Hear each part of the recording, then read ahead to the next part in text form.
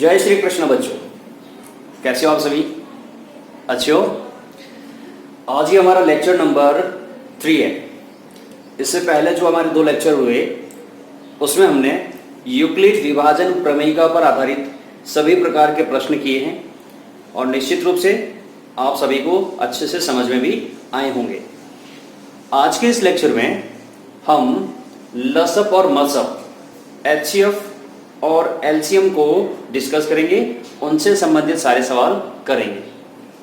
प्यारे बच्चों, आप किसी भी स्कूल से हो, चाहे गवर्नमेंट के हो या प्राइवेट के हो, ठीक है, और राजस्थान स्टेट के किसी भी स्कूल से हो, किसी भी हिंदी मीडियम स्कूल से हो, विश्वास के साथ कहता हूं आपको यहाँ गणित विषय से संबंधित 100% सब कुछ समझ में आएगा।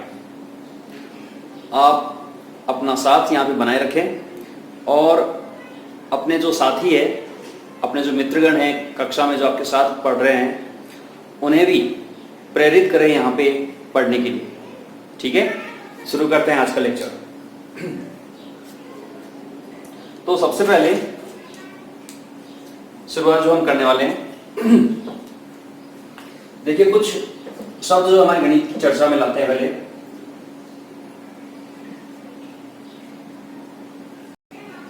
अभाज्य संख्या,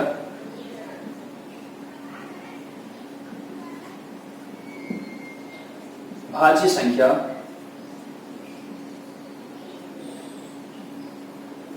सभाज्य संख्या, 3 ही शब्द है जिनको जानने की जरूरत पहले है। आप में से कई सारे बच्चे जानते भी हैं, है ना? तो अभाज्य संख्या हम किसे कहते हैं?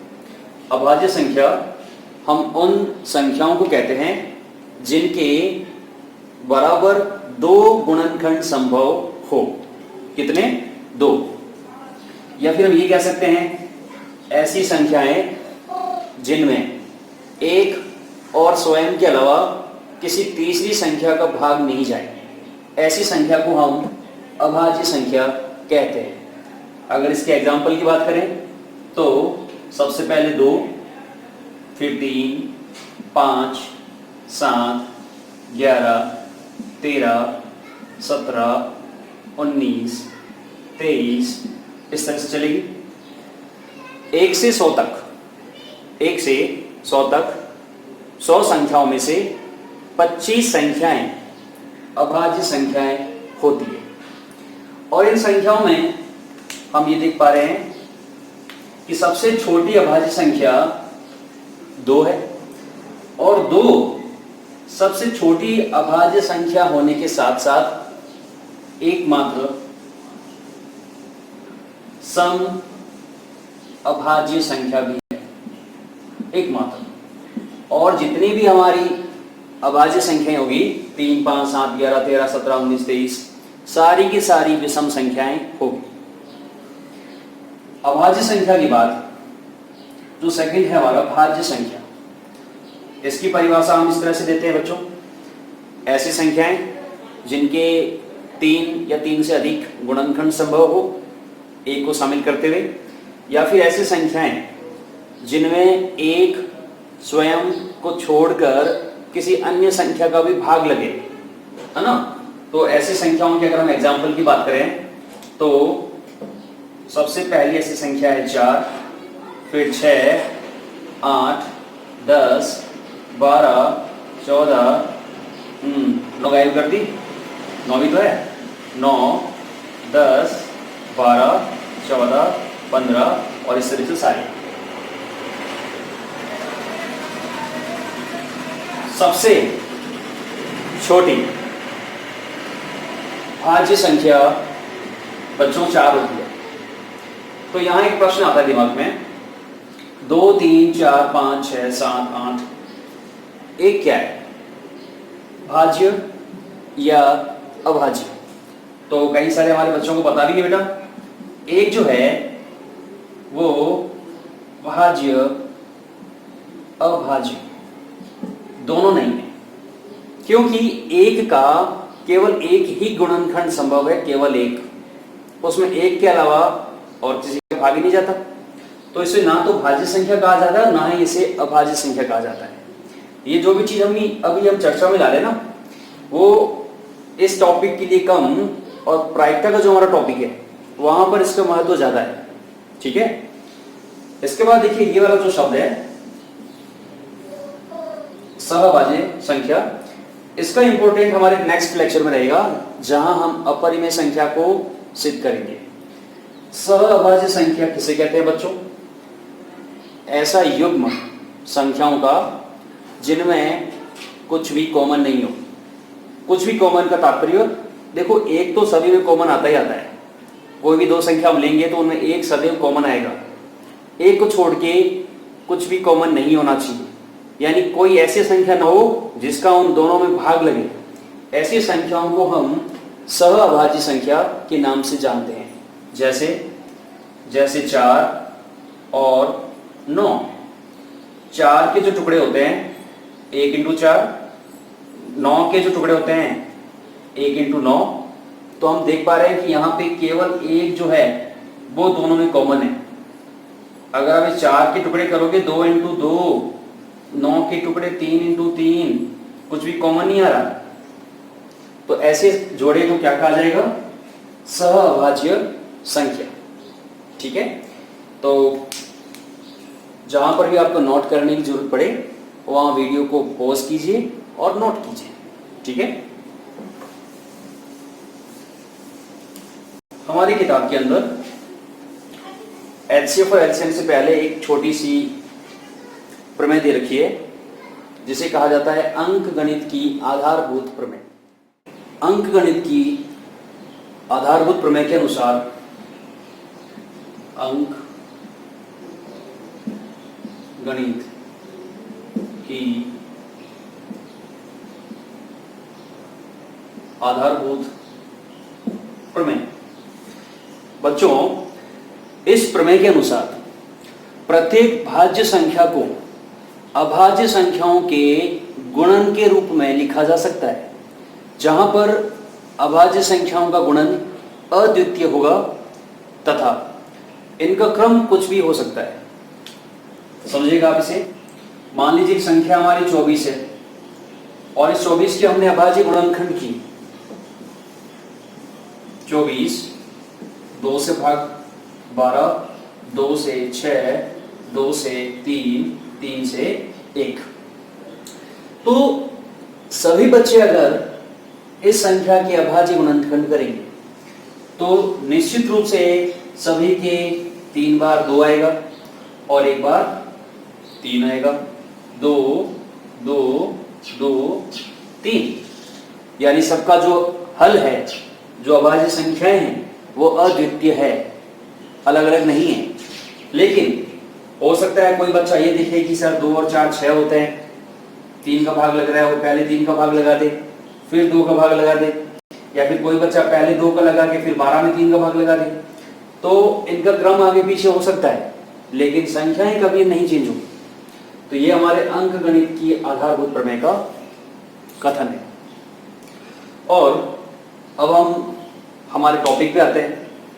आज का जो हमारा टॉपिक है एचसीएफ और एलसीएम, लसक और मसक। एक तो हमें समझना है लसक को एलसीएम और दूसरा हमें समझना है मसक एचसीएफ को।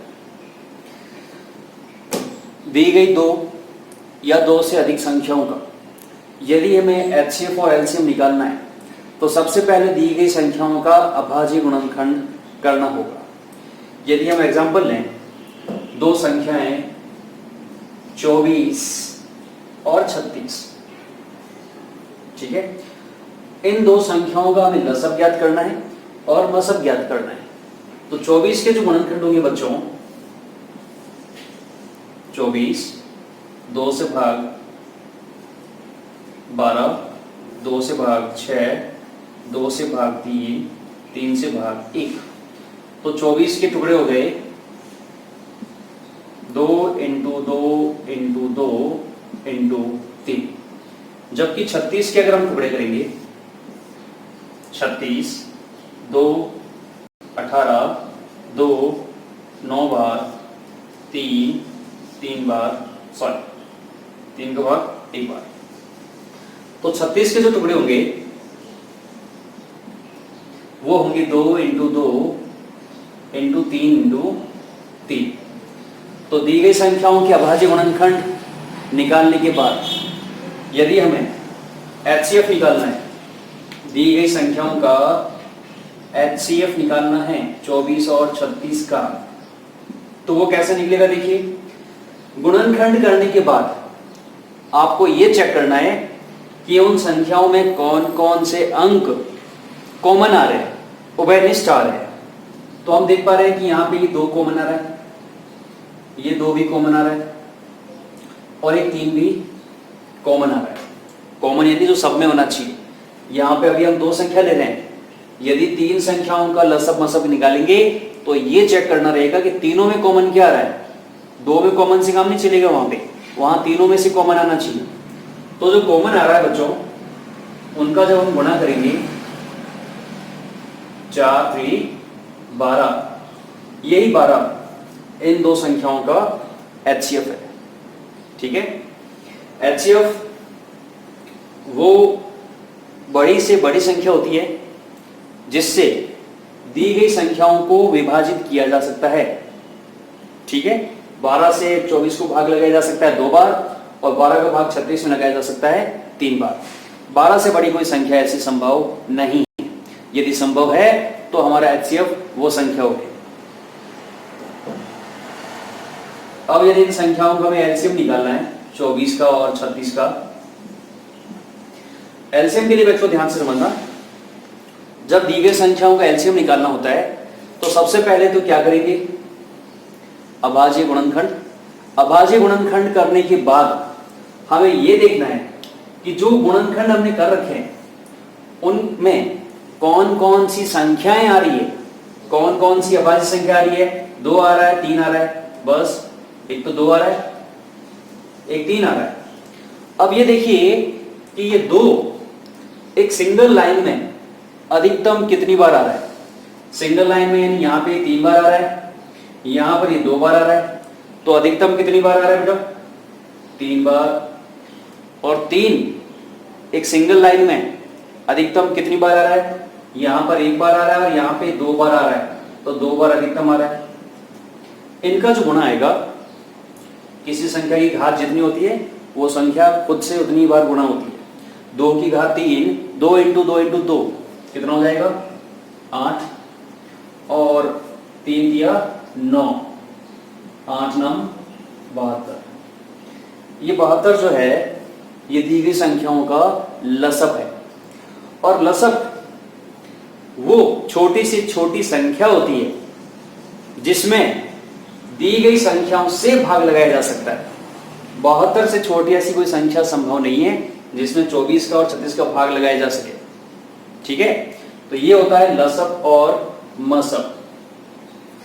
यहां पर एक और छोटा सा बिंदु चर्चा में ले आते हैं, पॉज करते रहिएगा और नोट करते रहिएगा। ठीक है, यहां पर 2 संख्याएं हैं हमारी। जो संख्या है हमारी, उन संख्याओं को हम A और B मान लेते हैं। A हमारा 24 है, B हमारा 36 है, और इस A और B का जो HCF आ रहा है बच्चों वो 12 आ रहा है, और इनका जो LCM आ रहा है A और B यानी 12 और 24 और 36 का वो 72 आ रहा है। तो यहां पर 4 प्रकार की संख्या है, 2 संख्याएं और उनका HCF और उनका LCM। इनमें जो संबंध होता है बच्चों वो होता है दी गई संख्याओं का गुणनफल सदैव बराबर होता है उनके HCF और उनके LCM के गुणे। ये 2 संख्याओं का गुणा उनके लसब और मसब के गुणनफल के सदैव बराबर होता है। और ये केवल 2 संख्याओं के लिए होता है। यदि संख्याएं 3 हो गई तो उनके लिए ये नियम लागू नहीं होता है।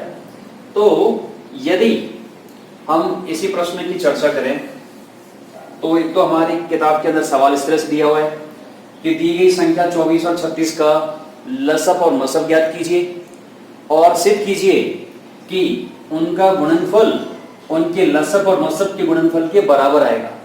तो सबसे पहले तो आपने इनका लसअप और मसअप निकाल लिया, मसअप 12 आ रहा है, लसअप 72 आ रहा है।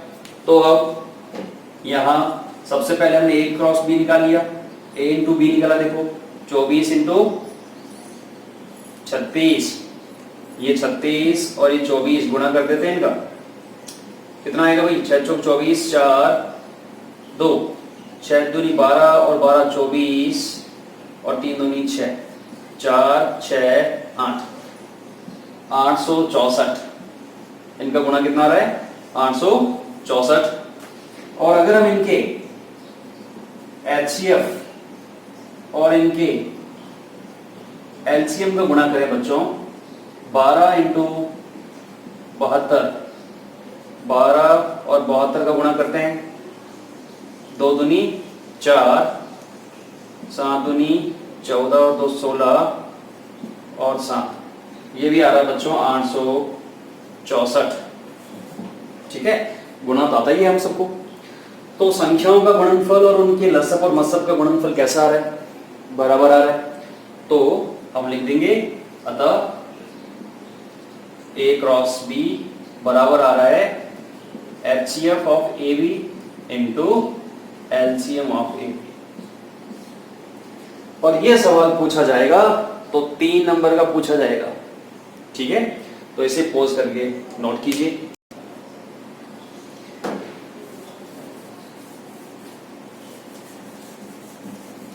आप तो साल भर साथ में बने रहिएगा, बहुत जल्दी आपके लिए डाउट क्लास भी लगाएंगे। आपको गणित विषय से संबंधित किसी भी प्रकार का सवाल, किसी भी किताब का, किसी भी नोट्स का, कोई भी डाउट हो, आपके उस डाउट को यहाँ पे सॉल्व किया जाएगा। टेलीग्राम ऐप बना रखी है हमने, एक चैनल बना रखा है मैथ्स वाले गुरुजी नाम से, तो वहां पर भी आपको ज्वाइन करवाएंगे ताकि आपके जो भी डाउट्स रहे उन डाउट्स को हम सॉल्व कर पाएं। साथ ही अदर जो सब्जेक्ट के नोट्स है, चाहे वो साइंस हो, इंग्लिश हो, सामाजिक विज्ञान, SST हो, संस्कृत हो, उनके नोट्स भी आपको प्रोवाइड करवाए जाएंगे और समय समय पर आपके टेस्ट भी लिए जाएंगे। ठीक है, और डिस्क्रिप्शन लिंक के अंदर आपके सब्जेक्ट की किताब, आपके सब्जेक्ट से रिलेटेड कुछ नोट्स, हैंड रिटन नोट्स, वो भी नीचे लिंक पे दे रखे हैं। तो उनमें से आपको जो भी डाउनलोड करना हो वो आप डाउनलोड कर सकते हैं। देखिए सवाल लेते हैं, किताब पे सवाल लेते हैं। पहला सवाल, संख्या 96 व 404 का लसअप व मसअप ज्ञात करो। 1 नंबर का ये सवाल बोर्ड एग्जाम में पूछा भी गया हुआ है। तो देखिए जब आप इसको हल करेंगे, इसका जब सॉल्यूशन करेंगे, तो सबसे पहले तो दी गई संख्याओं की क्या करेंगे? अभाज्य गुणनखंड। तो 96, तो 2 से भाग लगेगा, 4 दूनी 8, 8 दूनी 16, 2 से 24, 2 से 12, 2 से 6, 2 से 3, 3 से 1। और दूसरी संख्या जो हमारी 404 है बच्चों, 2 से भाग लगाओगे तो देखिए किसी भी संख्या को जब 2 से भाग लगाते हैं ना तो वो संख्या आधी हो जाती है। 404 है तो 404 का आधा कितना होता है? 202 होता है, तो ये 202 हो जाएगा। ठीक है, और 202 को भी जब 2 से भाग लगाएंगे तो 202 का आधा कितना होता है? 101। अब यहां पे आके, यहां पर आके बच्चों को ऐसी कोई संख्या नहीं मिलती जिससे कि 101 को भाग लगा सके। तो बेटा 1 से लेकर 10 तक के पहाड़े तो में आते हैं, और किसी भी पहाड़े के अंदर 101 तो आता ही नहीं है। 1 से लेकर 10 के जो पहाड़े हैं, किसी भी पहाड़े में 101 नहीं आता है। ये 101 जो है एक अभाज्य संख्या है और इसलिए अभाज्य संख्या में सदैव खुद का ही भाग लगता है। ये लीजिए, तो यहाँ पर चिन्ह बराबर 2 2 2 2 2 2 की घात कितनी है बेटा 5 इंटू 3 और 404 के जो गुणनखंड है 2 की पावर 2 इंटू 101। हमें ज्ञात करना है HCF छिन्नू और 404 का, LCM छिन्नू और 404 का। HCF ज्ञात करते हैं तो ये देखना होता है कि गुणनखंड में उभयनिष्ठ क्या आ रहा है। तो 2 की कितनी घात कॉमन आ रही है, इसके पास 2 की घात 5 है, इसके पास 2 की घात 2 है, तो दोनों के पास कॉमन कितना है बच्चों, कॉमन है 2 की घात 2, ठीक है। इसके बाद 3 इसके पास है पर यहां नहीं है, और 101 इसके पास है पर इसके पास नहीं है, तो यही हमारा आंसर होगा 2 की घात 2 4। 4 जो है वो इन दोनों संख्याओं का क्या होगा, HCF होगा। एलसीएम की बात करें तो हमें यह देखना होता है कि कौन कौन से अंक आ रखे हैं इसके अंदर। 2 आ रखा है, 3 आ रखा है, 101 आ रखा है। 2 की अधिकतम घात कितनी बेटा, देखिए 5, 3 की अधिकतम घात 1 और 101 की अधिकतम घात 1। इनका हमें गुणा कर लेना है। अब देखिए आपको इसको 2 इंटू 2 इंटू 2 5 बार करने की जरूरत नहीं है, क्योंकि 2 की घात 5 इंटू 3, 2 की घात 5 इंटू 3 तो कौन है, छिन्नू है। तो ये हमारा छिन्नू है बेटा, छिन्नू का गुणा हमें 101 से करना है, समझ रहे हो। और छिन्नू का भी 101 से गुणा करने की कहां जरूरत है, ये 101 है बेटा, 100 और 1। अगर आप छिन्नू का गुणा 100 से करोगे तो कितना आएगा, छिन्नू 100 आएगा, छिन्नू 100।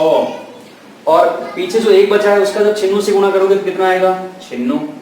तो इसका गुणा कितना आएगा, छिन्नू छिन्नू, है ना बच्चों।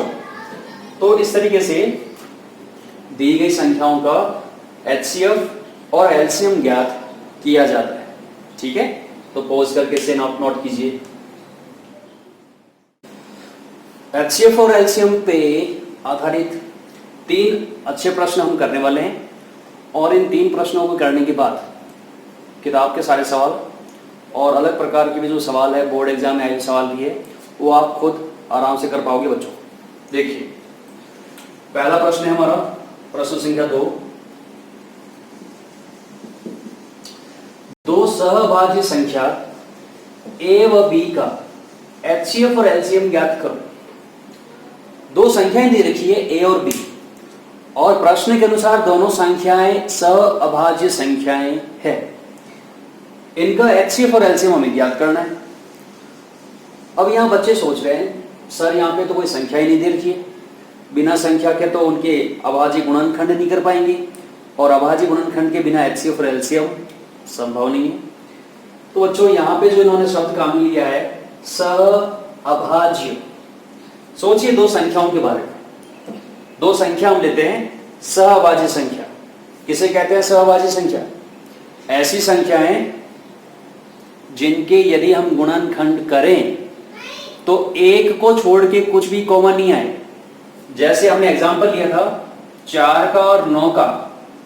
4 के जो टुकड़े होते हैं 1 इंटू 2 इंटू 2, और 9 के टुकड़े 1 इंटू 3 इंटू 3। तो दोनों के अंदर कॉमन क्या आ रहा है, जो कॉमन आएगा वही तो HCF होगा। तो इनमें कॉमन आ रहा है 1। यदि 2 संख्याएं सहअभाज्य संख्याएं होगी तो उनका HCF सदैव 1 होगा। तो हम लिखेंगे, इसे कर देता हूं। अच्छा ये बताइए इनका लसब कितना आएगा, LCM। तो हम देख पा रहे हैं कि 4 के गुणनखंड 1 इंटू 2 इंटू 2, 9 के गुणनखंड 1 इंटू 3 इंटू 3। तो जो इनका LCM आएगा उसके लिए हम देखेंगे कि यहाँ पे गुणनखंड में 2 आ रहा है, यहाँ गुणनखंड में 3 आ रहा है। 2 की अधिकतम घात 2, 3 की अधिकतम घात 2, 2 दूनी 4 इंटू 3 दिया 9, जो कि हमारी दोनों संख्याएं। यहां से ये सीखने को मिल रहा है बच्चों, नोट भी कर लीजिएगा इसे। दो सह अभाज्य संख्याओं का एचसीएफ सदैव 1 होता है और एलसीएम सदैव उन संख्याओं का गुणनफल होता है। तो लिखेंगे चूंकि ए व बी कैसी संख्याएं हैं, सह अभाज्य संख्याएं है, इसलिए HCF ए और बी का 1 आएगा और LCM इनका गुणा आएगा, A इंटू बी आएगा। ठीक है, यही हमारा आंसर है। 1 नंबर के सवाल में ये सवाल पूछा जा सकता है। ठीक है, तो पोज करके आप प्रश्न संख्या 2 का जो ये आंसर है इसको आप नोट कीजिए। यदि हम चर्चा करें प्रश्न संख्या 3 की, यदि दो संख्याओं का अनुपात 2:3 है तथा इनका HCF और LCM क्रमशः 25 और 150 है, दो संख्याएं ज्ञात कीजिए। तो सवाल के अनुसार आपको दो संख्याएं लेनी है जिनका अनुपात 2 और 3 हो। तो बच्चों, किसी भी क्लास के अंदर कभी जब अनुपात का सवाल आए तो उन अनुपात वाले अंकों के साथ आप कोई भी एक इंग्लिश का अल्फाबेट जोड़ दीजिए। जैसे संख्या अगर 2:3 में है तो वो संख्याएं हमारी 2x और 3x होगी। माना संख्याएं 2x व 3x है। ठीक है, एक संख्या हमारी 2x है, दूसरी संख्या हमारी 3x है। यदि हम इनका अनुपात लेंगे तो x कटेगा तो 2:3 आएगा। अब प्रश्नानुसार इनका जो HCF है बेटा वो 25 है और LCM जो है 150 है। दो संख्या उनके लसब और उनके मसब के अंदर जो संबंध होता है वो हमें पता है। चूंकि हम जानते हैं, क्या जानते हैं भाई, कि A इंटू बी हमेशा HCF of AB into LCM of AB होता है। दो संख्याओं का गुणनफल उनके मसब और लसब के गुणनफल के बराबर होता है। दो संख्याएं हमें दे रखी है 2x इंटू 3x, HCF दे रखा है उनका 25, LCM दे रखा है 150। 2 और 3, यहां से 2 और यहां से 3 बटा में चली जाएगी। x इंटू एक्स कितना हो जाएगा, x² हो जाएगा। सामने 25 इंटू 150 बटा ये 2 गुणे का डिवाइड में, 3 भी डिवाइड में।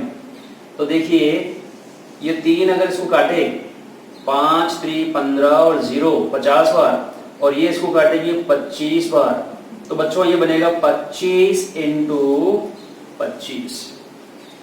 x का स्क्वायर 25 इंटू 25 है तो x कितना हो जाएगा, स्क्वायर हो जाएगा, रूट बनेगा।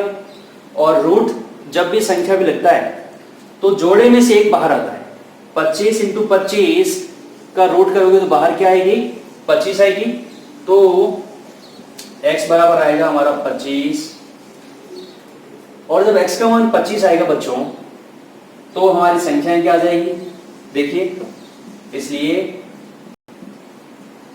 संख्याएं एक तो है 2x यानी 2 इंटू 25 50, और एक हो जाएगी 3x 3 इंटू 25 75। तो ये हमारी वो दो संख्याएं होगी। ठीक है, आराम से समझ के इसको नोट कीजिए। ये वीडियो है बच्चों, स्पीड तेज लग रही हो आपको तो आप इसको स्लो कर सकते हैं, और आपको लग रहा है कि सर हम तो ये बहुत कुछ पहले से जानते हैं, तो आप थोड़ा सा वीडियो को स्किप कर दीजिए। ठीक है, और निश्चित रूप से एक बार में समझ में आ जाएगा, लेकिन समझ में नहीं आया हो तो इस वीडियो को एक बार दोबारा देखिए बेटा। और फिर भी डाउट रहे तो कमेंट बॉक्स में कमेंट कीजिए, आपके हर डाउट का निवारण यहाँ पे होगा। इसे आप पॉज करके नोट कीजिएगा।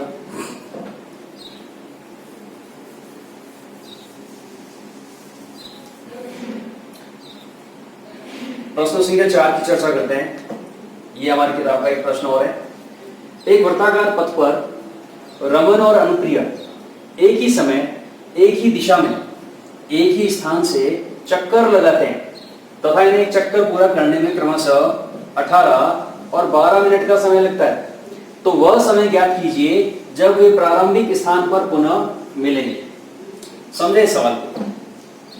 एक वृत्ताकार पथ है, खेल के मैदान मान लीजिए, और इसके चारों तरफ यहाँ एक निश्चित स्थान से रमन और अनुप्रिया दोनों एक ही समय, एक ही दिशा के अंदर चक्कर निकाल रहे हैं। रमन जो है ये 18 मिनट के अंदर एक राउंड पूरा कर रहा है और अनुप्रिया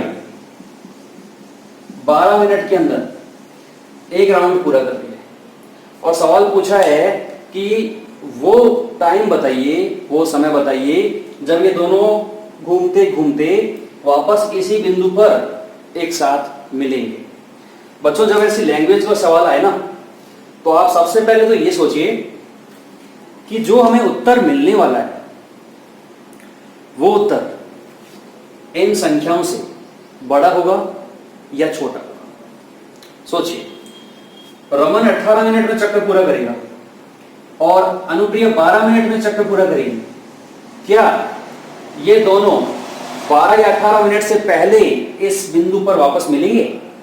बिल्कुल नहीं। इसका अर्थ ये हुआ कि जो हमारा उत्तर आने वाला है वो इस 18 और इस 12 से बड़ा नंबर आने वाला है। इसका मतलब हमें यहां पर ये सोचना था कि हमें यहां पे HCF निकालना है या फिर LCM। HCF हमेशा दी गई संख्याओं से छोटी संख्या आती है, जबकि LCM हमेशा कैसा आता है बेटा? बड़ा आता है। तो अगर आप ये डिसाइड कर पा रहे हो कि जो हमारा उत्तर आने वाला है, जो समय हमें मिलने वाला है जब ये दोनों वापस उसी बिंदु पर मिलेंगे, वो 18 और 12 से बड़ा होगा, यानी हमें इनका LCM ज्ञात करना है। साथ ही ये देखो बच्चों, रमन पहला चक्कर 18 मिनट में, दूसरा चक्कर 36 मिनट में, तीसरा चक्कर 18 क्या 54, चौथा 18 चौक 72 मिनट में करेगा। अनुप्रिया 12 मिनट में पहला, 24 में दूसरा, 36 में तीसरा, 48 में चौथा, फिर 60 में पांचवा, 72 में छठा, ऐसे करेगी। तो हम देख पा रहे हैं कि 36 मिनट का जो समय है, 36 मिनट के बाद रमन दूसरा चक्कर निकाल के उसी स्थान पे पहुंचेगा और अनुप्रिया तीसरा चक्कर निकाल के उसी स्थान पर पहुंचेगी, तब वो दोनों मिलेंगे। अच्छा, 72 भी तो आ रहा है, इसका मतलब 72 मिनट पर बाद में फिर से वो मिलेंगे। अच्छा, ऐसे तो अगर ये चक्कर निकालते रहे तो ये तो मिलते रहेंगे, तो उत्तर क्या होगा हमारा? तो बच्चों, सवाल के अंदर जब वो पूछ रहा है कि वो पुनः कब मिलेंगी, तो ये पुनः पहली बार कब मिल रहे हैं उसके बारे में पूछा जा रहा है। वरना तो ये दोनों मिल्खा सिंह बन जाएंगे, पीटी उषा बन जाएगी, भागते रहेंगे और 36, 72, 36 के जितने गुण जाएंगे तब तक ये मिलते रहेंगे, है ना। तो इसका जब हम उत्तर निकालेंगे बच्चों, ऐसे जब सवाल आए तो आपको ये सोचना है कि हमारा उत्तर जो है वो दी गई संख्याओं से छोटा आएगा या बड़ा आएगा। ठीक है, तो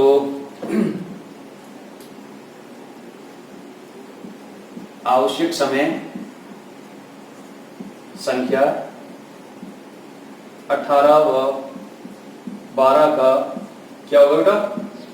LCM होगा। इनका हमें LCM निकाल लेना है।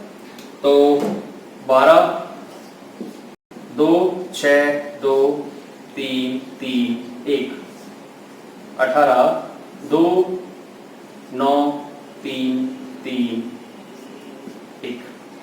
तो 12 बराबर 2 इंटू 2 इंटू 3, 18 बराबर 2 इंटू 3 इंटू 3। तो LCM निकालना बेटा। LCM 12 का और 18 का LCM कैसे ज्ञात किया जाता है? जो भी टुकड़े कर रहे हैं उनमें कौन कौन सी संख्या आ रही है? तो एक तो 2 आ रहा है और एक 3 आ रहा है। 2 की अधिकतम घात कितनी? एक लाइन में 2 बार, और 3 की एक लाइन में कितनी बार? 2 बार। 2 दूनी 4, 3 तिया 9, 9 चौके 36 मिनट। अतः रमन और अनुप्रिया 36 मिनट बाद पुनः उसी स्थान पर मिलेंगे। तो ये हमारी लैंग्वेज का एक सवाल था। ऐसा ही एक और सवाल है बच्चों, एक सवाल हमारा एग्जाम्पल का भी है जिसमें परेड वाला सवाल है, परेड का सवाल है।